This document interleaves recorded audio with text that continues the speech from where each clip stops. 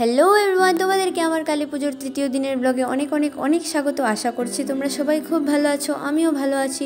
তো দিদি সকাল সকাল স্নান করেই চলে এলো পুজো মণ্ডপে, আর এখানে মায়ের পুজোর আয়োজনও শুরু করে দিয়েছে দিদি।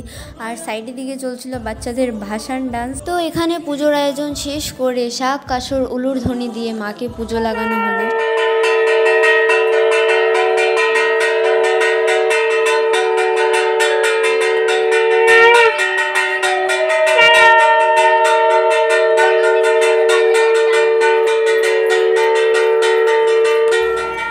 পুজো শেষ করে এখানে ধূপধুনো দিয়ে দিদি চারিদিক দেখিয়ে দিচ্ছিল, আর এখানে শুধু তুমি ওর কাণ্ডটা দেখো।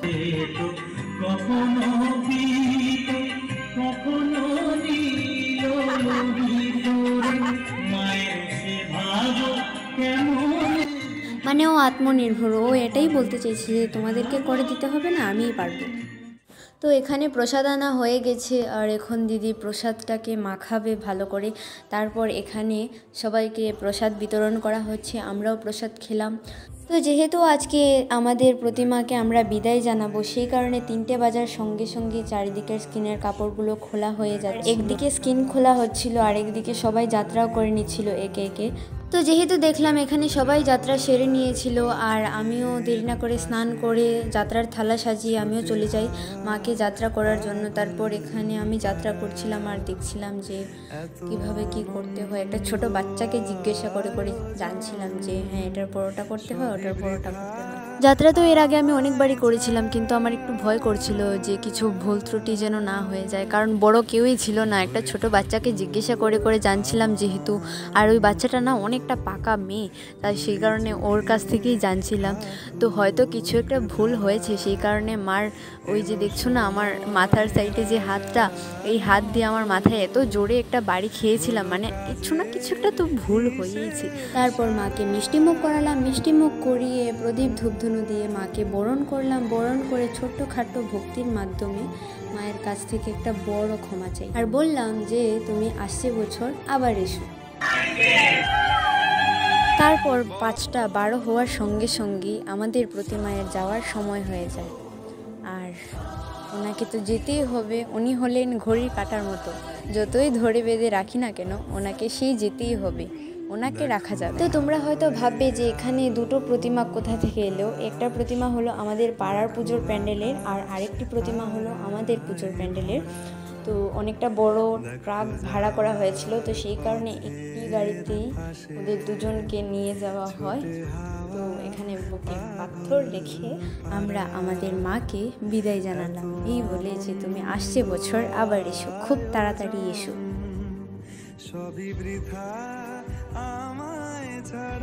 আর এখানে মা চলে যায় মণ্ডপ খালি করে, আর চারিদিকটা যেন দেখতে খুব ফাঁকা ফাঁকা লাগছিল, অন্ধকার লাগছিল চারিদিকে।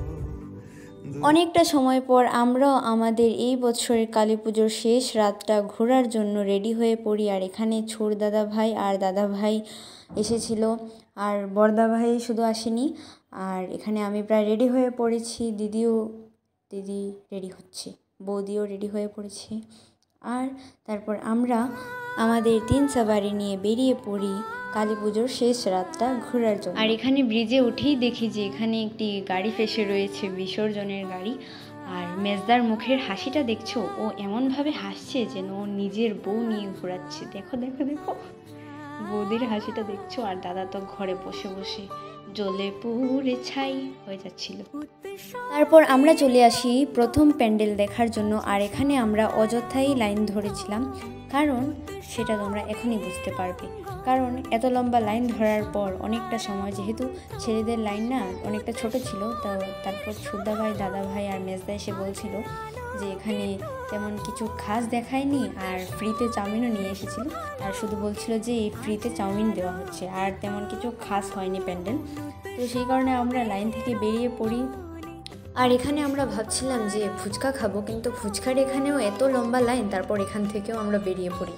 তো হ্যাঁ, এখন বলতে পারি যে আজকের প্রথম প্যান্ডেল দেখার জন্য আমরা চলে এসেছি। আর এই ছিল প্যান্ডেলের বাইরের দিকটা, ঘটের ভেতরে গোল্ডেন কালারের লাইট দিয়ে। আর এই হলো এখানের যে প্রতিমাকে পুজো করা হয়েছে ওই প্রতিমা। আর বাইরের দিক যেভাবে সাজানো হয়েছে ঠিক সেমভাবে ভেতর দিকও সাজানো হয়েছে। আর এখানে এসেই ওদের ফটোশ্যুট শুরু হয়ে যায়। তারপর আমি বুঝতে পারলাম যে এখানে ওদের রাত পার হয়ে যাবে। তো এখানে আমি একাই চলে গেলাম মাকে দর্শন করার জন্য। প্রথম দূর থেকে দর্শন করলাম। আমি ভাবছিলাম যে হয়তো এখানে কাছে যাওয়া যাবে না, তারপর দেখছিলাম যে হ্যাঁ কাছে সবাই যাচ্ছে, আমিও যেতে পারবো। তারপর কাছ থেকেও তোমাদেরকে দর্শন করিয়ে দিলাম।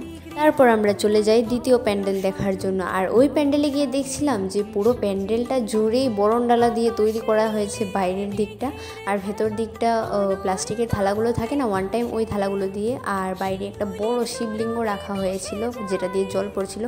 আর যে প্রতিমাকে পুজো করেছিল ওই প্রতিমার কথা কি বলবো, আর যে প্রতিমাকে সাজিয়ে রাখা হয়েছে ওই প্রতিমার কথাই কি বলবো। দুটো প্রতিমাই খুব সুন্দর হয়েছে। দেখে লাগছিল যে এখানে সত্যিই মা রূপে কোনো মানুষকে সাজিয়ে বসানো হয়েছে, মানে এতটাই সুন্দর হয়েছে। আর ঠিক এই কারণে না আমার ব্লগের মধ্যে ভয়েস দিতে ভালো লাগে না, কারণ হলো গিয়ে যে আমি যে কথা বলছি না, হয়তো তোমাদেরও আরাম লাগছে না, আমি জানি তোমাদের আরাম লাগছে না, কিন্তু তোমরা বলবে না। আমারও আরাম লাগছে না এইভাবে কথা বলতে। যখন আমি নিজেই শুনি আমি এইভাবে কথা বলেছি, আমার কেমন জানি একটা লাগে। বোঝা যাচ্ছে যে আমার গলা দিয়ে আওয়াজই বেরোচ্ছে না, হয়তো আমাকে কেউ মেরে জোর জবরদস্তি বলছে যে তুই ভয়েস দে ভয়েস দে। তো সেই কারণে আমার এইভাবে ভয়েস দিতে ভালো লাগে না। তারপর আমরা চলে যাই আরেকটি প্যান্ডেলে। আর এই প্যান্ডেলের থিম দেখে লাগছিল যে আমার হয়তো কলকাতা কালীঘাট মন্দির বানানো হয়েছে। আমি শিওর বলতে পারবো না, আমার লাগছিল যে এরকমই বানানো হয়েছে। কারণ শিওর বলতে পারছি না, কারণ আমি অনেকটা আগে গিয়েছিলাম, 5 বছর আগে গিয়েছিলাম। আর 5 বছর আগে তো আমি অনেকটা ছোট ছিলাম, আর আমার এতটা মনেও নেই কীরকম কী ছিল। তো এই প্যান্ডেলের ভেতর আমরা দর্শন করিনি, কারণ অনেকটা রাত হয়ে গেছিলো আর আমরা বেরিয়েছিলামই অনেকটা রাত করে। তো আর টিকিটেরও কোনো লাইন ছিল না, সে কারণে আমরা লাইন টাইন না ধরে আমরা চলে আসি অন্য একটি প্যান্ডেল। আর আমরা এখন যে প্যান্ডেলটায় এসেছি না, এই প্যান্ডেলটার চারিদিকে কোনো লোকজন ছিল না, খুব কম লোকজন ছিল। তো আসার পর বুঝতে পারলাম যে আমরা একটা ঘরোয়া প্যান্ডেলে ঢুকে পড়েছি। মানে ঘরোয়া বলতে কি পাড়ার পুজো বলতে পারো, পাড়ার পুজোর প্যান্ডেলে ঢুকে পড়েছি। আর কোনো দিকেই কোনো লোকজন ছিল না আর পুজোও ছিল না। আর এই ছিল এখানের প্রতিমা।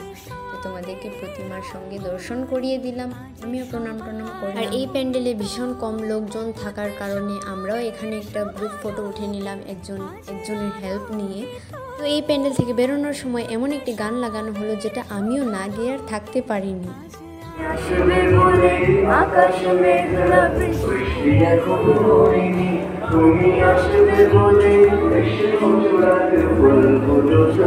হ্যাঁ জানি গানটা বাজে হয়েছে আমি গেয়েছি বলে, কারণ আমি এই গানটার লিরিক্স জানি না, না হলে কিন্তু আমি এতটাও খারাপ গাই না।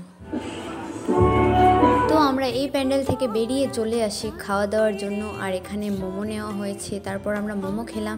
আর এখানে এডিট করতে করতে আমার মোমোর ক্রেভিং শুরু হয়ে গেছে। তারপর মোমো খেয়ে আমরা চলে যাই আরেকটি দোকানে অন্য কিছু খাওয়ার জন্য। আর এখানে দেখো ছোটদা ভাই আমার রোলটাকে কিভাবে কেড়ে নেওয়ার চেষ্টা করছিল। আর ওরা চিকেনের কি যেন একটা খেয়েছি, সেটার নামও জানি না।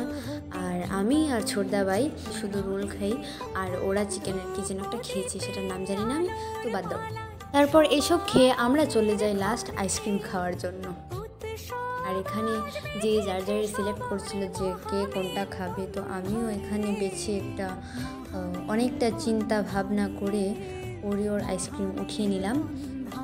তারপর আমরা সবাই যে যার আইসক্রিম খাই, আইসক্রিম খেয়ে আমরা চলে যাই বাড়িতে। আমাদের ঘরের পাশে বৌদির মাসির ঘরের বোনের ঘর, তো উনি হন আমাদের বৌদি। তো উনি নিমন্ত্রণ করেছিলেন যে তোদের সবার জন্য বিরিয়ানি বানিয়েছি, তোরা সবাই এসে খেয়ে যাস। কিন্তু আমার পেট এতটাই ফুল ছিল আমি আর খাইনি, ওরা সবাই একটু একটু খায়। তারপর আমরা চলে যাই আমাদের ঘরে। তো আজকের ব্লগ না হয় এখানেই শেষ হোক, তোমাদের সঙ্গে দেখা হচ্ছে পরবর্তী ব্লগে। আমার ব্লগ যদি একটু হলেও ভালো লেগে থাকে তাহলে লাইক কমেন্ট শেয়ার আর চ্যানেলটাকে সাবস্ক্রাইব করে যেতে একদমই ভুলবে না।